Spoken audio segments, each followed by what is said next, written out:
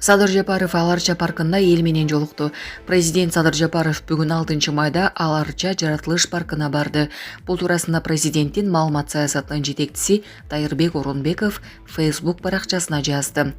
Анын айтымында өлкө башчы ал жерде эс алып жүргөн жарандар менен жолугушуп, айрымдар менен сүрөткө түшүп, суроолоруна жооп берүүгө дагы үлгүрдү. Аларча паркындагы кызмат көрсөтүүлөрдүн сапаты жогорулап, жаратылыштык коргоо чаралары күчөтүлдү. Мисалы күйүүчү май менен жүрүүчү унаалардын кирүүсүнө тыюу салынып, алардын ордуна электромобилдер колдонууга берилди деп жазат ал. Кыргызстан Тажикстанга жеңиштин эстафетасын тапшырды. 4 майда Баткендеги Бор дөбө көзөмөл өткөрмө пунктунда Кыргызстандын Тажикстанга жеңиштин эстафетасынын символун тапшыруу иш-чарасы өттү. Бул тууралуу УКМКнын чек ара кызматы билдирди. Маалымдагандай, анда коңшу өлкөгө Брест чебинен алынган ыйык топурак салынган капсула салтанаттуу түрдө тапшырылды. Кыргызстандын аймагында бул эл аралык аскердик патриоттук иш-чара Чүй, Нарын, Ысык көл жана Ош облустарында өтүп, эстафета согушта чогуу күрөшкөн элдердин биримдигин жана эрдигин даңазалоо максатын көздөйт.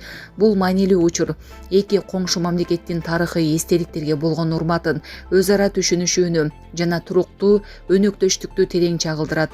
Жеңишке болгон урмат келечек муундарды бириктирүүчү күч бойдон калууда деп жазылат маалыматта. Москва шаарында жашап жана эмгектенесизби? Медициналык кызматтар керек, бирок алар сизге кымбат жана сапатсыз сезилет. Умбем клиникалар тармагы сиздерге өз кызматтарын сунуштайт. Бүгүнкү күндүн талабына жооп берген заманбап жабдыктар менен кесипкөй дарыгерлер сиздерди күтөт.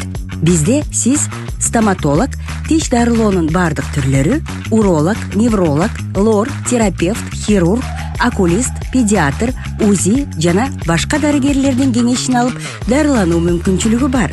Умбем клиникалар тармагы бул жогорку сапаттагы медициналык жабдыктар менен камсыз болгон профессионал дарыгерлер. Сиздердин ыңгайлуулук үчүн Умбем клиникаларынын Москва шаары боюнча 3 медициналык борбору иштейт. Өзүңүзгө ыңгайлуу даректи тандап медициналык кызмат алсаңыз болот. Ушул ай ичи бизге келип төмөндөгү кызматтарга арзандатуу менен медициналык кызмат алыңыздар. Ден соолугуңузга кам көрүүнү эртеңкиге калтырбаңыз. Умбем клиник Москва. Өзбекстанда газ бургулоо жайында жарылуу болду.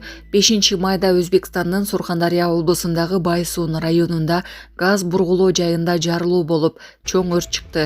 Бул тууралуу коңшу өлкөнүн энергетика министрлиги кабарлады. 2025 жылдын 5 майында саат 6-8 чамасында номер 202 Мустакилдик 25 скважинасынын аймагында өтө чоң көлөмдөгү газ бөлүнүп чыккан. Газдын таралышына жол бербөө максатында аракеттер жасалып жатат. Бардык керектүү иш-чаралар, коопсуздук чараларын толук сактоо менен жүргүзүлөт деп айтылат маалыматта. Окуя болгон жерде өрт өчүрүү кызматтары иштеп жатат. Жергиликтүү бийлик өрттүн калкка кесепети тийбей турганын билдирди. Соңку учурда бул газ кенинде бир нече жолу жарылуулар катталган, бир адам каза болгон. 24 апрелде ушул эле жерде жарылуу катталганы кабарланган. Социалдык тармактарда өрттүн видеолору тарап жатат. Булак Азаттык. Айжигитов УКМКнын кызматкерлерине каршы прокуратурага арыз жазганын айтты. Жогорку кеңештин экс-депутаты Султанбай Айжигитов улуттук коопсуздук боюнча мамлекеттик комитеттин кызматкерлерине каршы президент Садыр Жапаровго жана башкы прокуратурага арыз жазганын айтты.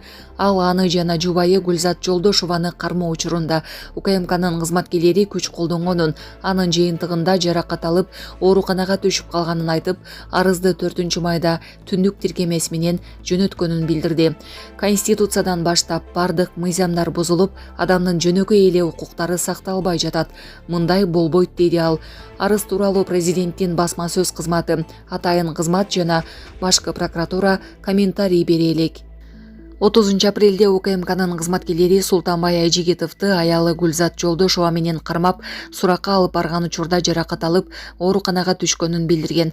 Кашы жарылган, аялы экөөнүн колу көк ала экени тартылган сүрөттөр социалдык тармактарга чыкты.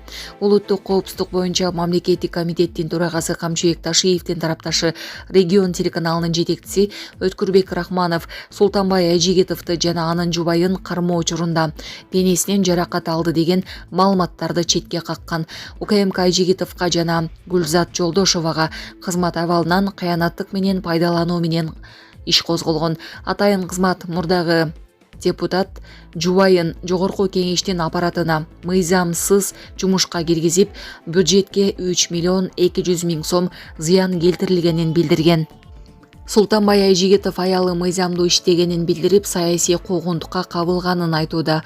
Анын сөзүнө караганда, жубайы депутат Динара Ашимованын жардамчысы болуп иштесе, Динара Ашимованын баласы Айжигитовдун жардамчысы болгон. 30 апрелде Бишкектин 1-Май райондук соту Султанбай Айжигитов менен Гүлзат Жолдошованын бөгөт чарасын карап, аларды 2-июнга чейин үй камагына алуу чечимин чыгарган.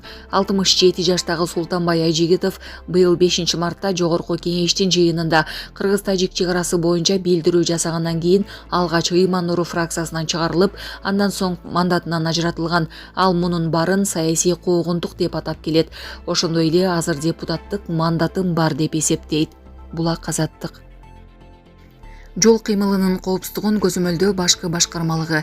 Жакында Абхаз армия номерлүү унааларга рейд жүрөт. Бул тууралуу жол кыймылы коопсуздугун камсыздоо башкы башкармалыгы билдирди. Жол милициясы чет өлкөлүк номерлүү унаалардын ээлерине кайрылып, көлүктөрдү кечиктирбей мыйзамдаштырууга чакырды. Жол кыймылынын коопсуздугун көзөмөлдөө башкы башкармалыгы кызматкерлери качан текшерип, айып короого токтотот деп отура бербей, эртерээк барып мыйзамдаштыргыла. Өкмөт 1 октябрга чейин убакыт берди. Жакында рейд жүрөт деп айтылат маалыматта.